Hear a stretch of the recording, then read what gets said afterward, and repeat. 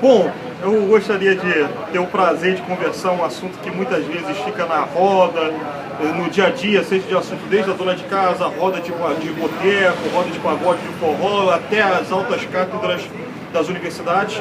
É um tema recorrente que volta e meia vem e volta com ímpeto dependendo de determinados momentos de crise. É o assunto da maioridade penal. E daqui eu estou conversando com o Rodrigo Cardoso e com o Roberto Viana Júnior. Eu gostaria de saber de cada um dos dois, a começar do Roberto Viana, como é que é a sua percepção da questão da maioridade penal, dado também algumas análises referentes, por exemplo, ao sistema carcerário do Brasil e à extensão dos direitos sociais à juventude? Bem, primeiro, muito bom estar aqui nesse debate que me instiga muito e que eu não tenho o mínimo medo de fazer essa conversa franca. Primeiro, a maioridade penal se volta mais uma tona, se vem à tona mais uma vez, na verdade, com esse discurso de que abaixar para 16 anos se acabaria, que aí é um dos principais argumentos usados para quem defende, com a questão de violência e impunidade no nosso país. É um discurso falso, um discurso fajuto e um discurso reacionário. Assim, o que nos mais... Por que reacionário, hein? Porque é reacionário porque você não consegue, por exemplo, nesse aspecto, visualizar a juventude como um protagonismo social, mas sim como um problema social. Isso não é fato, isso não é verdade. Então é um discurso reacionário, um discurso que vem sido alimentado há anos e anos, principalmente pela quem defende na política a mais à direita desse país, e é uma verdade que, quer dizer, uma mentira jogada várias vezes, como se falava, dizia, né? Exato, se torna uma verdade.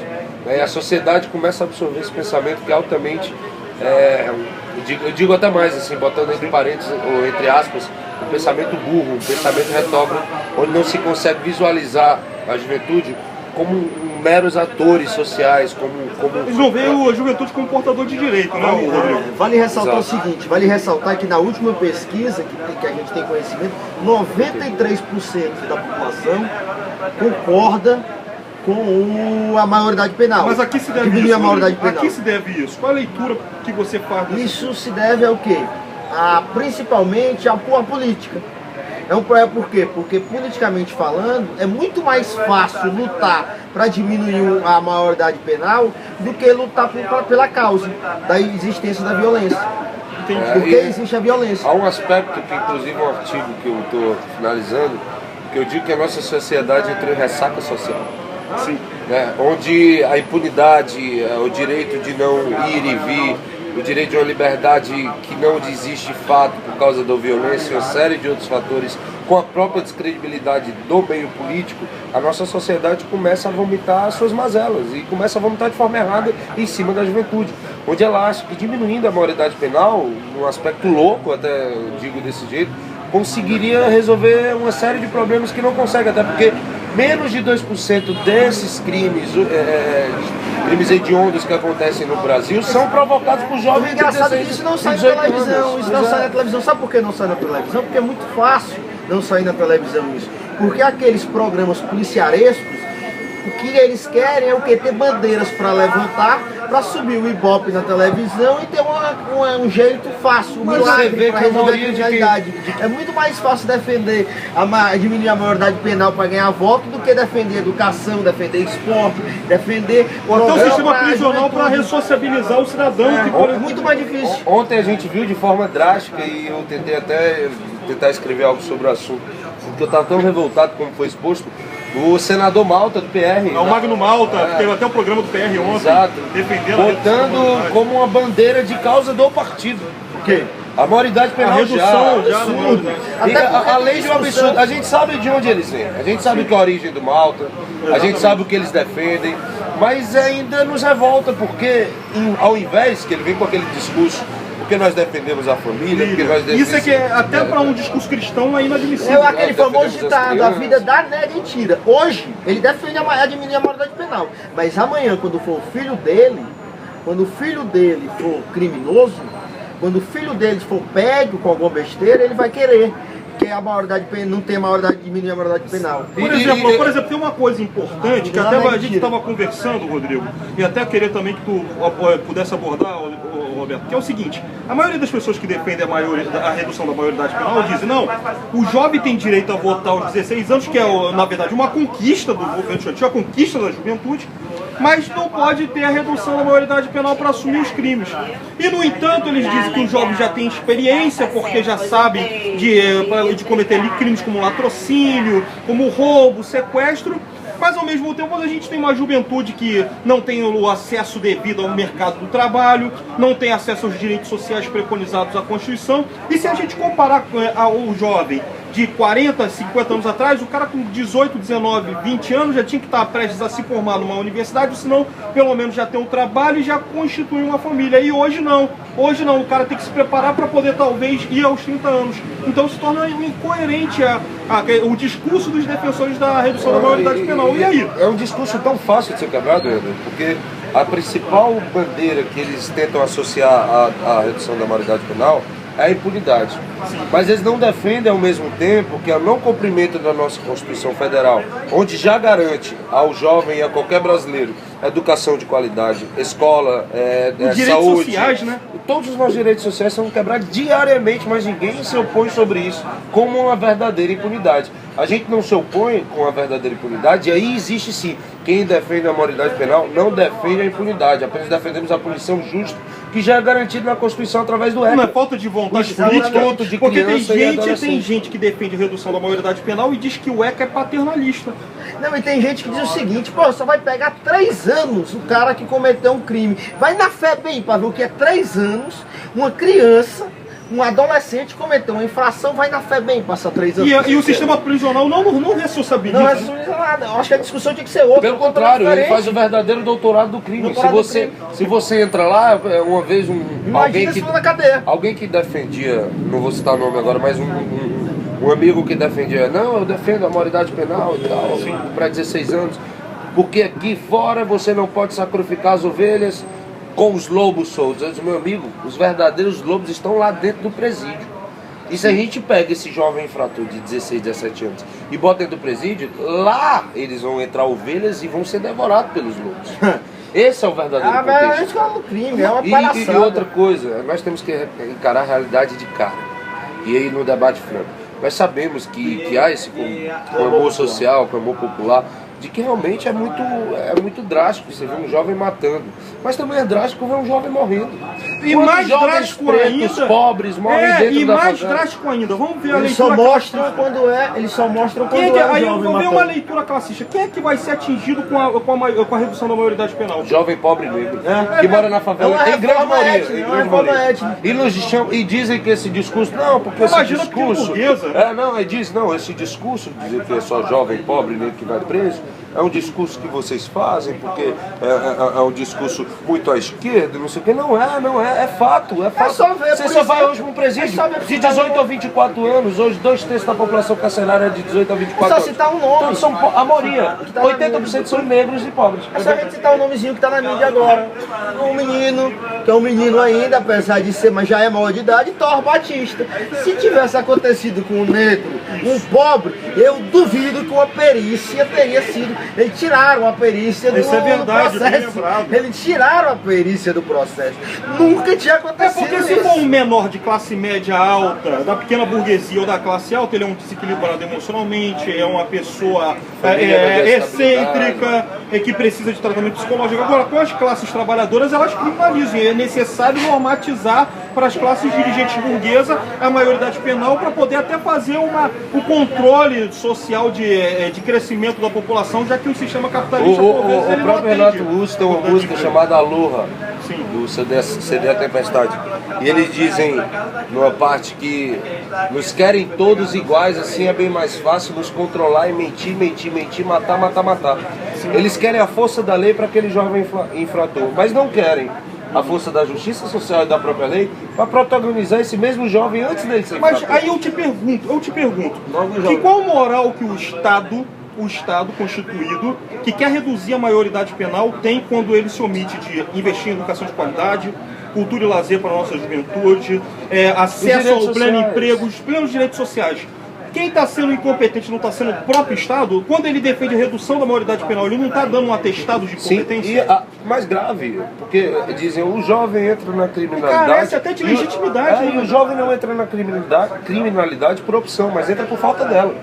Pelas contingências, né? Simplesmente, duvido, pergunte a qualquer jovem, nós temos várias pesquisas, podem pesquisar no IBGE e tudo, mas duvido, o jovem, em grande maioria, ele quer o primeiro trabalho, ele quer acesso à escola, à educação de qualidade, e aí, como nós defendemos, em tempo integral. Por exemplo, por que o Brizola foi perseguido a vida inteira, por exemplo, no Rio de Janeiro? Porque ao invés de tratar... Porque a educação tem um caráter transformador. Sim, né? Ao invés de tratar a comunidade, a favela, com a polícia, como era cultural, criado pelo próprio Lacerda e na ditadura. A famosa, como é o nome? Explodir as favelas. Sim, como era criado pelo próprio Lacerda. O Brizola não tratou favela com polícia, não, tratou com escola e educação. E era isso que ele era torturado. Era isso que a direita perseguia. A própria esquerda. Eu não vou citar os partidos políticos, mas a própria esquerda alegava que o Brizola investia muito em educação. Investia dinheiro. O CIEPs custava $1 milhão.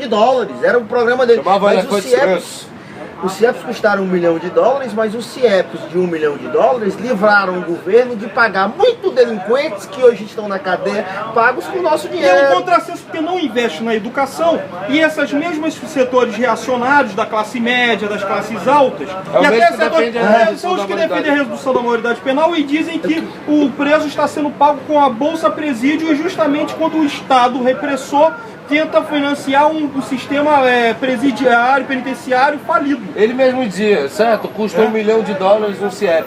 Quanto é que custa não educar o nosso povo? É muito mais caro. Quanto é que custa uma política de segurança pública, Rodrigo? Agora eu queria falar um negócio do que eu conversei com o Roberto, para ele dizer sobre aquele dado que ele disse da maioridade penal dos países. Dos países e das cidades que investem em educação. Até para encerrar o vídeo. Nos Estados Unidos, por exemplo, é 12 anos a maioridade penal. Todo mundo adora colocar os Estados Unidos como referência. Bota como referência. Os Estados Unidos é 12 anos.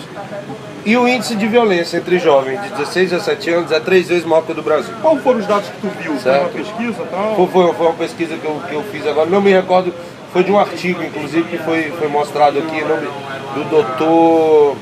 Ele era da USP, da Unicamp? Não me recordo agora. Depois eu posso fazer a citação. E outro dado também interessante que o Roberto tinha me dito era que os estados que investem em educação, a segurança, a violência diminui, né? É proporcional. É proporcional. O próprio Paulo Freire dizia, abriu escola, fechou um presídio. E é muito mais fácil isso. E quem foi que criou esse mote, essa campanha nacional por diminuir a maioridade penal? Quem foi? Foi o governador de São Paulo, Geraldo Alckmin. Mas qual outra coisa? Vou entrar no outro dado. No Japão, se abaixou para 16. Depois se aumentou para no Japão não, na Rússia. Se abaixou para 16. Posteriormente, não diminuiu, pelo contrário, duplicou a violência. E eles tiveram lá uma crise grande penitenciária, se aumentou para 18 mais uma vez e posteriormente a 21. Sim. Ou seja, não se resolve o problema. Em pleno Estado neoliberal pós-Rússia, né? Pós-União Soviética. Né? Mas nós não conseguimos resolver o problema da maioridade tratando, primeiro, jovem não é sinônimo de criminalidade. Juventude é sinônimo de protagonismo. E é as juventudes que de fato vão construir o nosso país. Mas é qual o contrassenso? Você trata com presídio, jovem com presídio, você vai ter uma sociedade violenta. Mas, Rodrigo, a gente chegou a ter uma conversa que é um contrassenso, porque todo mundo, inclusive as pessoas de 40, 50, 60, 70, querem ser os eternos jovens. É uma crise da pós-modernidade, do consumismo, onde as pessoas querem valorizar a beleza estética, querem valorizar o hedonismo, e em contrapartida os jovens não são respeitados como tal. É um contrassenso, né? Uma sociedade sem referenciais, sem valores. Inclusive mesmo, eu tinha falado, né? Que, por exemplo, a mídia vende que a compra eterna da juventude. Se você chegar para uma mulher, por exemplo, ou para o próprio homem, mas mulher pela questão da vaidade e tal, quantos anos você tem? Ela geralmente vai dizer que é mais jovem. Ou quando você quer elogiar uma pessoa, você diz, você está tão jovem e tal. Mas aí, essa mesma mídia que oprime a juventude, que é a juventude na cadeia. Outro processo também que tem, principalmente da classe média, dizer o seguinte, é muita crueldade um jovem de apenas 17 anos ter que escolher uma profissão, É uma crueldade tão grande um jovem de 17 anos, 18, escolher a profissão. Que dificuldade de fazer orientação vocacional. Putz, o jovem está ainda aprendendo, está tendo a maturidade dele. Mas não é. Mas não é para redução da maioridade penal. Não, contrassenso.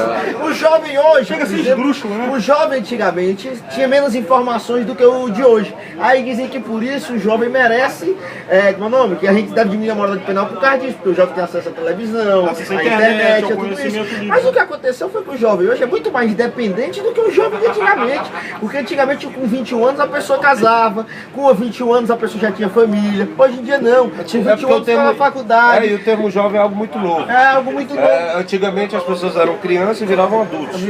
Não Mulher, antigamente, por exemplo, minha avó, meus avós, 16, 17, 18 anos. Você vê pela extração da idade dos presidentes da UNE, nos anos 50 e 60 era 20 a 23 anos, hoje 28 anos. Isso eu nunca vi ninguém debater. O engraçado é isso, só existe uma ideia botada na mídia, rotulada na mídia, um rótulo na mídia, que a maioridade penal vai resolver alguma coisa. Não vai resolver nada, a gente vai atacar a consequência e não a causa real do problema.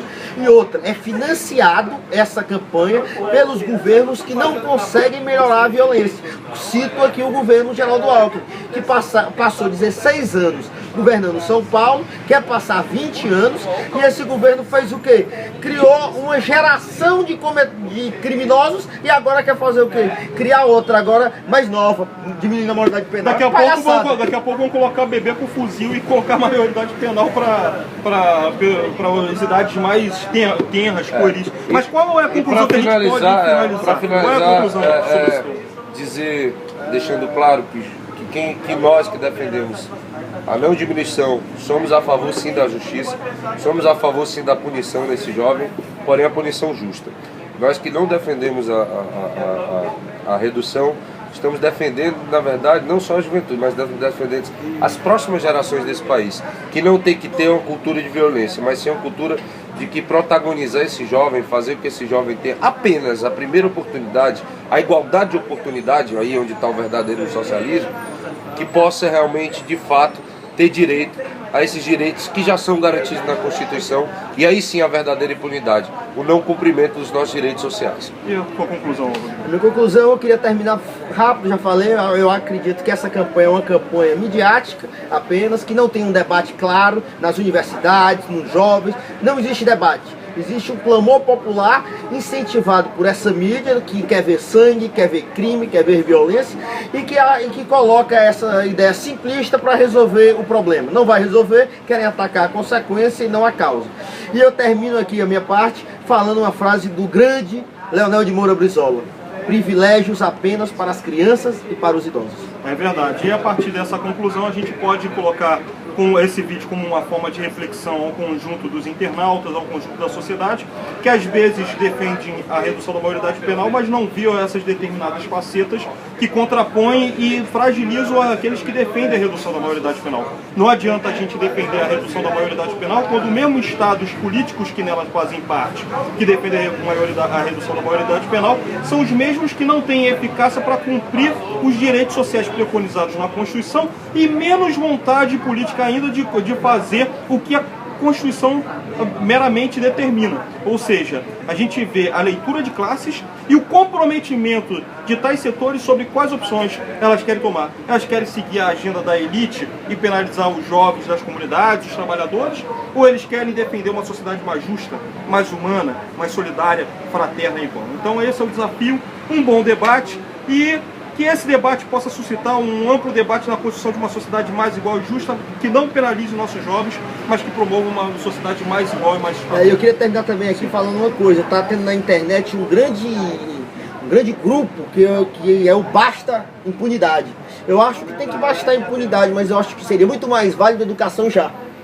Já existe, do Cristóvão Buarque. Do Cristóvão, mas ninguém se publica, né? Porque o que eu estou vendo é todo mundo querendo basta já, porque é muito mais fácil. Nós também queremos basta impunidade. A gente quer o cumprimento da Constituição Federal dos direitos sociais. Mas eu acho muito mais importante educar esses jovens. O Pelé disse isso quando fez o milésimo gol. Cuide das criancinhas. Até hoje ninguém cuidou das criancinhas. Passaram mais de 40 anos. Vamos passar mais 40 anos. Beleza, valeu. Um abraço. Valeu, galera.